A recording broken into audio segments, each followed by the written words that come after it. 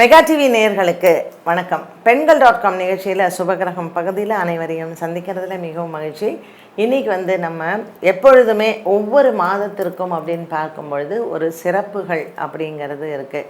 இப்போ நமக்கு அக்னி நட்சத்திரம் போயின்ட்டுருக்கு. மே மாதம் 4ஆம் தேதி அக்னி நட்சத்திரம் தொடங்கியிருக்கு. இது மொத்தம் 27 நாட்கள் நமக்கு இந்த அக்னி நட்சத்திரம் இருக்கும். பொதுவாக நம்ம மக்கள்கிட்ட பார்த்திங்கன்னா முகூர்த்த டைம் கேட்பாங்க, முகூர்த்த டேட்டு. அப்போ மேடம் இந்த அக்னி நட்சத்திரத்தில் கொடுக்காதீங்க அப்படின்னு சொல்லுவாங்க. யார் சொன்னால் அக்னி நட்சத்திரத்தில் கல்யாணம் பண்ணக்கூடாது அப்படின்னு சொல்லிட்டு? அக்னி நட்சத்திரத்தில் தாராளமாக நீங்கள் கல்யாணம் பண்ணலாம். பழைய காலத்தில் பார்த்திங்கன்னா அக்னி நட்சத்திரத்தில் கல்யாணம் பண்ண மாட்டாங்க. ஏன் அப்படின்னா, இப்போ சூரியன் மேஷ ராசியில் இருக்கார் இல்லையா, ஸோ வெயில் ரொம்ப அதிகமாக இருக்கும். அப்போது இந்த அக்னி நட்சத்திர காலத்தில் கல்யாணம் பண்ணணுன்னா வீடுகளில் தான் அப்போல்லாம் கல்யாணம் பண்ணாங்க. இப்போ மாதிரி பெரிய ஏசி ஹால் எல்லாம் அப்போ கிடையாது. வீட்லேயே தோரணம் கட்டி வீட்டில் நடு வீட்டில் கல்யாணம் பண்ணுறதுன்னுவாங்க. ஸோ வீட்டு வாசலில் பந்தல் போடுவாங்க. அண்ட் பக்கத்து வீடு எதிர்த்த வீடு இங்கெல்லாம் சாப்பாடு போடுவாங்க.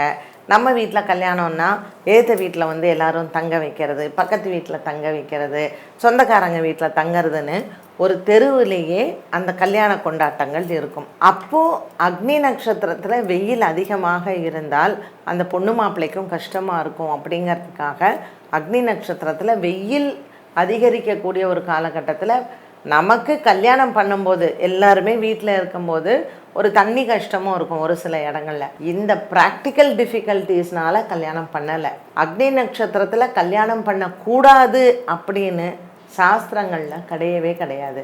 ஸோ நம்ம கன்வீனியன்ஸுக்காக தான் நம்ம வச்சுக்காமல் இருந்தோம். பட் இன்றைக்கி காலகட்டத்தில் எல்லாருமே மேரேஜ் ஹாலில் ஏசி இல்லாமல் இருக்கிறதே கிடையாது. வீடுகளில் கல்யாணம் பண்ணுறதுங்கிறது இல்லவே இல்லை. அதனால் அக்னி நட்சத்திரத்தில் கல்யாணம் பண்ணக்கூடாது அப்படிங்கிற கான்செப்டு இந்த காலத்திற்கு அது பொருத்தமானதே கிடையாது. தாராளமாக பண்ணலாம். அப்புறம் அக்னி நட்சத்திரத்தில் கிரகப்பிரவேசம் பண்ணக்கூடாது அப்படின்னு அடுத்தது. அக்னி நட்சத்திரம் அப்படிங்கிறதே அதிகமான வெயில் இருக்கக்கூடிய ஒரு காலகட்டத்தில் எந்த ஒரு சுப நிகழ்வும் நம்ம வைத்தா நம்ம ஒரு 10 பேரை வீட்டுக்கு கூப்பிட்றோம். அப்போ எல்லாரும் ஒரு வெயில் காலத்தில் ரொம்ப கஷ்டமாக இருக்கும் அப்படிங்கிறதுக்காக தான் இது எல்லாம் தவிர்த்தாங்களே தவிர அக்னி நட்சத்திரத்தில் இந்த 27 நாளும் தாராளமாக நம்ம எது வேணாலுமே செய்யலாம். சரி, அக்னி நட்சத்திரம்னா என்ன? நம்ம அக்னின்னா நெருப்பு அப்படிங்கிறது தெரியும். அப்போ இந்த 27 நாளும் நெருப்பா? வெயில் நிறையா இருக்கும். முதல் 7 நாள் அதிகமாக இருக்கும், கடைசி 7 நாள் அதிகமாக இருக்கும். இந்த நடுவில் இருக்குது பார்த்திங்கன்னா, அப்போ 14 நாள் போயிடுறது. இந்த நடுவில் இருக்கக்கூடிய இந்த நாட்கள் கொஞ்சம் மழை கூட வரலாம், கொஞ்சம் நமக்கு இதமாக இருக்கும், ஒரு மேகமூட்டமாகவும் இருக்கும். இந்த அக்னி நட்சத்திரம் அப்படிங்கிறது கிருத்திகா நட்சத்திரத்தை தான் அக்னி நட்சத்திரம்னு சொல்லுவோம். இப்போ கிருத்திகா நட்சத்திரத்தில் அந்த சூரியன் வரக்கூடிய அந்த டைம். ஸோ கிருத்திகா நட்சத்திரம் ரொம்ப வெயில் ஜாஸ்தி. இந்த கிருத்திகா நட்சத்திரத்தில் சூரியனினுடைய சஞ்சாரம். அப்போ அவர் மேஷராசியில் வராரு. அவர் இப்படி அவர் சஞ்சரிக்கக்கூடியது அவர் சூரியன் உங்களுக்கு கிருத்திகா நட்சத்திரத்தில் எப்போ சஞ்சாரம் பண்ணுறாரோ அதனால் அந்த கிருத்திகா நட்சத்திரத்தை அக்னி நட்சத்திரம்னு சொல்லுவாங்க. ஏன்னா கிருத்திகா நட்சத்திரத்திற்கு சூரியன் தான் அதிபதி. அப்போ ரொம்ப உஷ்ணமாக இருக்கும் அந்த 27 நாட்கள் அப்படின்னு. அதனால் அவர் அதே மாதிரி சந்திரனினுடைய சஞ்சாரத்தையும் வைத்து தான் இந்த அக்னி நட்சத்திரம் இந்த 27 நாட்கள் கணக்கிடப்படுகிறது. ஸோ சித்திரை மாதத்தில் இவங்க கோவில் கும்பாபிஷேகங்களும் கோவில் பிரம்மோற்சவமும் கோவிலில் பார்த்திங்கன்னா ஒரு 10 நாள் கொடை அப்படின்னு சொல்கிறோம் இல்லையா, ஸோ சித்திரை கொடை அப்படின்னு சொல்கிறாங்க. ஸோ இந்த மாதிரி திருவிழாக்கள் நிறைய கோவில் சம்மந்தப்பட்டது வச்சாங்க.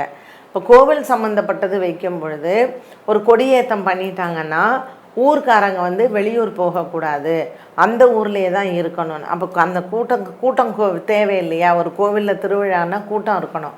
இப்போ என்ன பண்ணாங்க, ஒரு ஊர் கட்டுப்பாடு அப்படின்னு வச்சுட்டு கோவில் திருவிழா கொடியேற்றம் பண்ணும் பொழுது திருமணங்கள் வைக்காதீங்க.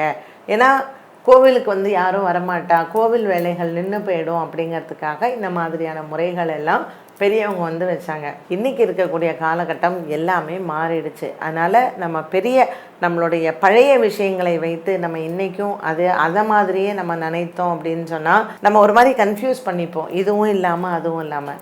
இந்த அக்னி நட்சத்திரத்தில் நீங்கள் கல்யாணம் பண்ணலாம், கிரகப்பிரவேசம் பண்ணலாம், எந்த விதமான பாதிப்பும் உங்களுக்கு வராது. இப்போ அடுத்தது சித்திரை மாதத்துக்கு அடுத்தது வைகாசி மாதம் வரும். இந்த வைகாசி மாதத்தில் வந்து பார்த்திங்கன்னா சூரியன் வந்து நமக்கு ரிஷபராசியில் வந்துடுவார். ஸோ இந்த மாதத்தில் வைகாசி மாதத்தில் வரக்கூடிய பௌர்ணமியில் சந்திரன் வந்து விசாக நட்சத்திரத்தில் வருவார். அதனால தான் இந்த மாதத்துக்கு வைகாசி அப்படின்னு பேர் வந்தது. விசாக நட்சத்திரத்தில் சந்திரன் இருக்கக்கூடிய இந்த மாதம் வைகாசி மாதம்னு சொல்கிறோம். இந்த வைகாசி மாதத்தில் என்னெல்லாம் நமக்கு வந்து விசேஷங்கள் அப்படின்னு பார்க்கும் பொழுது, இந்த வைகாசி விசாகம் வந்து முருகன் பெருமானினுடைய பிறந்த நாள்.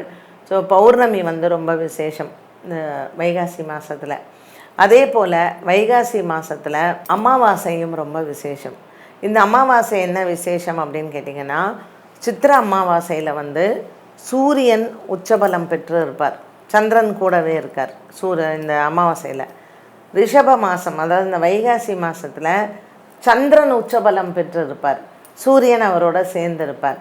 ஸோ இந்த வைகாசி மாதத்தில் அமாவாசை வந்து ரொம்ப விசேஷம். அதோடு மட்டும் இல்லாமல் அந்த 3வது நாளான அந்த திருத்தியை திதி அப்படிங்கிறது வந்து ரம்பா திருத்தியை அப்படின்னு சொல்லுவோம்.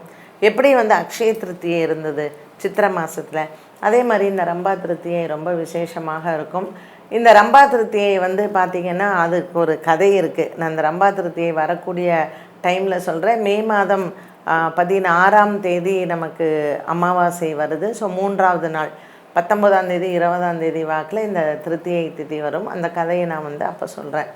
இந்த ரம்பா திருத்தியை வந்து ரொம்ப விசேஷம். வளர்பிறை 3வது நாள் 18ஆம் தேதி வருதுன்னு நினைக்கிறேன், திங்கக்கிழமை வந்து வரும்.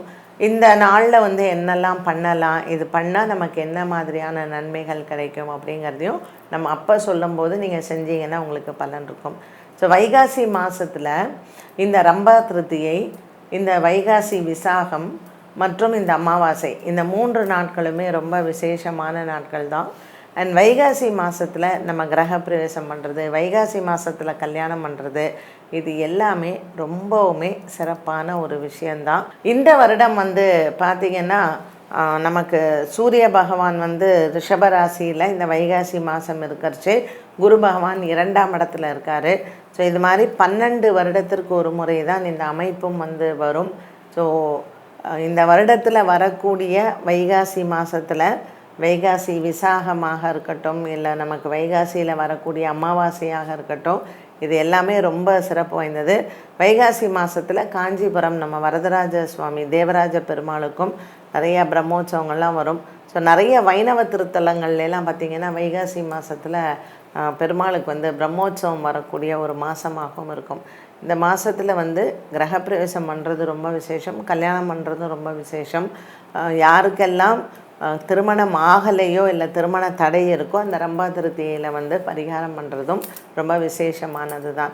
ஸோ அக்னி நட்சத்திரத்தில் நம்ம கல்யாணம் பண்ணுறது இந்த சித்திரை மாதத்தில் அப்படிங்கிறது ப்ராக்டிக்கல் டிஃபிகல்ட்டிஸ்னால தான் வேண்டான்னு சொன்னாங்களே தவிர, அக்னி நட்சத்திரத்தில் கல்யாணம் பண்ணால் நல்லா இருக்காது, இல்லை அக்னி நட்சத்திரத்தில் நம்ம வந்து இந்த வைகாசி மாதத்துலேயும் தான் அக்னி நட்சத்திரம் வரும், ஸோ அந்த மாதத்தில் வந்து கிரகப்பிரவேசம் பண்ணக்கூடாது அப்படிங்கிறதெல்லாம் கிடையவே கிடையாது.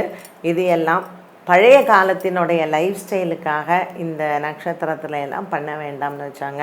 ஸோ இந்த மாதத்துல எல்லாம் வந்து ரொம்ப வெயில் ஜாஸ்தி இருக்கிறதுனால சுவாமிக்கும் வந்து பார்த்திங்கன்னா தெப்பங்கட்டி விடுவாங்க, தண்ணி மாதிரி ஃபுல்லாக சுற்றி தெப்பங்கட்டி விடுவாங்க.